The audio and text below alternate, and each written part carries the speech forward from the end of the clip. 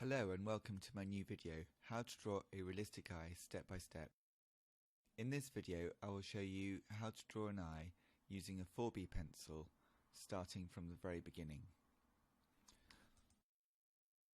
First step is to try and imagine the basic oval shape of the eye before you draw it so that you can place it on the page where you wish it to be. Once you have decided the position of the eye, sketch it in as a simple oval and then add an upper line to represent the upper eyelid and then a lower line to represent the thickness of the top of the lower eyelid. Next, it is time to draw the iris. It is a good idea if you make the top of the circle look like it's going underneath the top eyelid and the bottom of the circle of the iris touches or just goes underneath the rim of the lower eyelid. Now it is time to add a highlight to your eye. This will be very useful later on.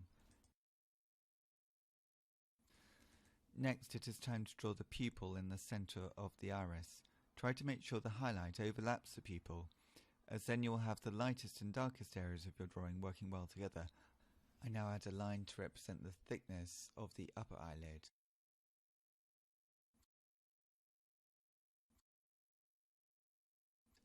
And then on the right hand side of the eye, in the corner, I add a tear duct. This would be the corner of the eye nearest the nose. At this stage it's a good idea to look at your whole eye rather than parts of it and see if there's anything that you think needs changing to make it slightly better. We are already just under 2 minutes into the drawing in real time and we have got the basic eye shape all planned out.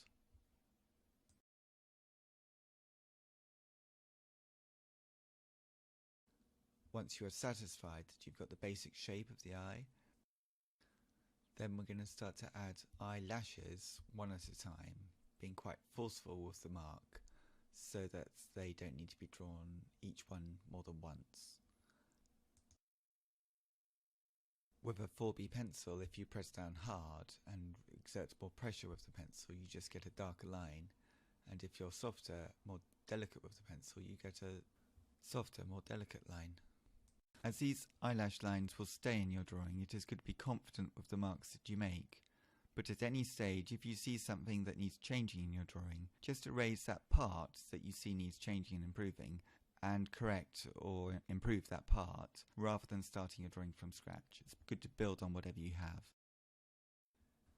Now I start to go over some of the earlier lines with a darker line, particularly the upper eyelid and around the circle of the iris. And now it's time for some detail within the iris of the lines radiating from the center of the pupil outwards. Sometimes they're continuous lines, but more likely they're broken lines, quite complex shapes, which you can just indicate with a variety of different marks going from the center of the pupil to the outside circumference of the iris. The more of these marks that you put in the iris, the more detail your eye will show. For this drawing, which is quite a large drawing of an eye, it would be good, I think, to put quite a lot of detail in. But if you were doing an eye as part of a portrait of a person, then you could simplify this quite a lot, because obviously the eye would be much smaller than this sort of demonstration eye that I'm drawing now. When drawing a pair of eyes and a face, it is a good tip to draw both eyes together so that you draw part of one eye and then part of the other eye, and then you look at both eyes before you make a judgment about how your drawing's going. When building up detail in a drawing, it's always a good idea to look at the detail in relation to the rest of the drawing, so the detail works in itself, but it also helps the rest of the drawing work well. So by building up these marks, hopefully we're creating a drawing where the whole image is getting stronger because of the detail that we're creating in the center of the image.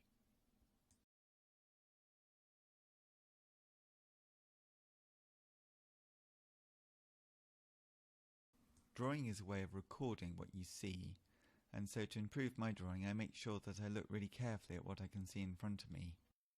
This is tricky to do because we always think that we know what we can see, But when you start drawing, you find that there are all sorts of shapes and connections that you didn't realise that were there.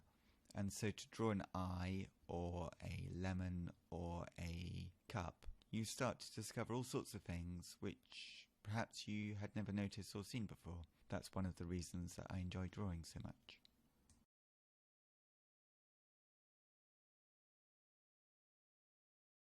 When drawing shapes that repeat, like the shapes within the iris of an eye, I don't think it matters too much if you lose track of which bit you are drawing.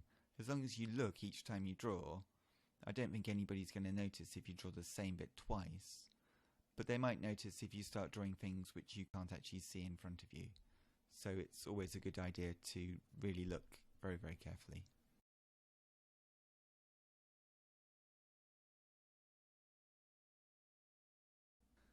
Next, it is time to use the side of the pencil to create a soft mid-tone, not dark and not light, but somewhere in the middle, that you can shade over the detail that you've just put on the iris, so that the detail is still showing, but now it has a layer of mid-tone pencil on it, but not on the highlight of your drawing.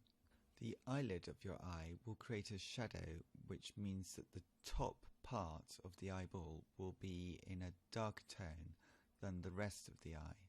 So we can shade that in now to indicate how the shadow of the top eyelid will cause this effect to happen. The shiny reflective quality of the iris and the highlight on the eye is starting to show through now.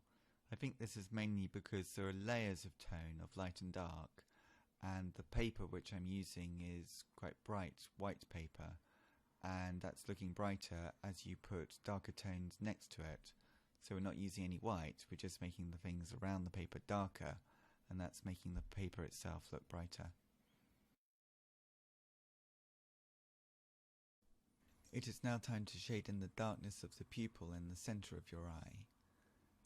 This should be as flat a tone as you can make it, and it doesn't reflect any light at all. And now I have shaded in the pupil, I can start to develop the area around the eye.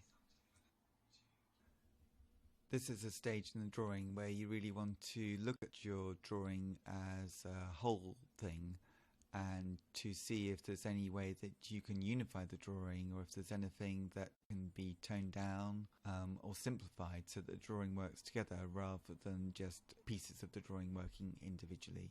So we're trying to unify the drawing at this stage. Starting to place in some tone to give the eyelid some form.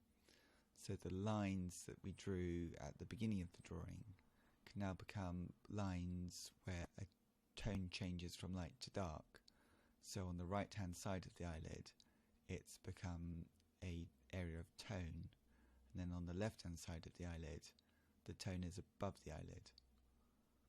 We can continue to strengthen here so that the eye is not totally isolated. It's now in relation to the folds of skin around the eye. The more that I do this, the more dramatic that the image becomes, although the actual eye doesn't change.